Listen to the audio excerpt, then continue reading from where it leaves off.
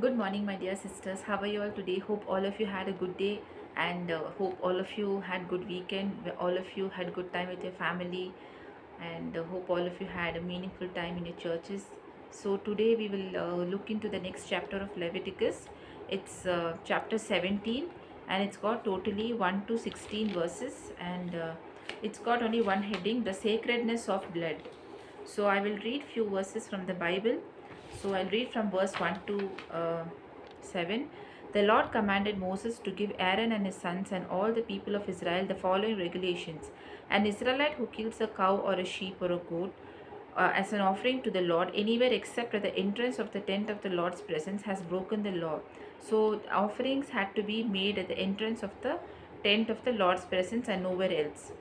The meaning of sorry and it says he has broken the law, he has shed blood and shall no longer be considered one of God's people. So it's so very important, the place where God has told to offer sacrifices.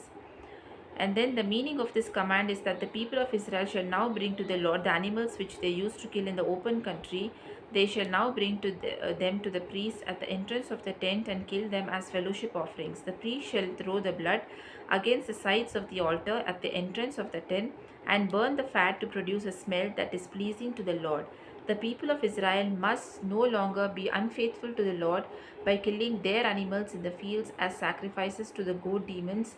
The people of Israel must keep this regulation for all time to come.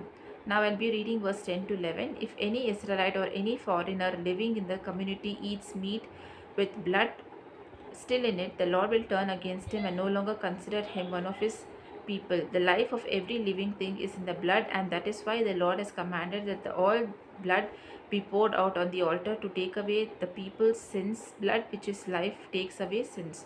So here in this chapter we see, where the Israelites have to offer the sacrifice and how blood is so important.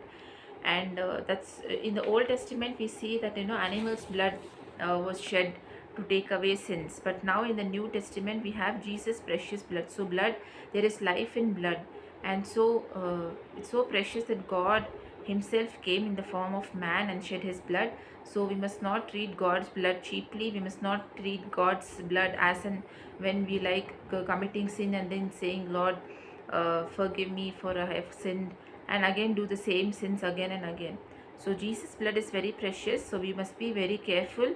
And once if you don't reject sin, if you keep on committing sin, what happens is that sin becomes a habit, and then next what happens is it leads to stubbornness, and then later it will become a rebellion. And so it is, all the root cause of all this is pride. So we must be very careful. Anytime we detect a sin in our lives, immediately we must go to the Lord, ask for repentance, forgiveness, and turn from that sin and not commit that sin.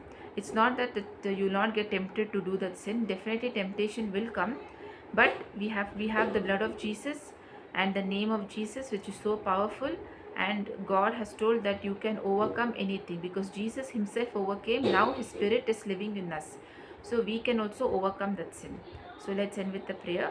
Our dear Heavenly Father, we praise you, we worship you, we thank you for this time. Thank you, Lord, for teaching us that your blood is so precious and that, Lord, you expect obedience from us, Father.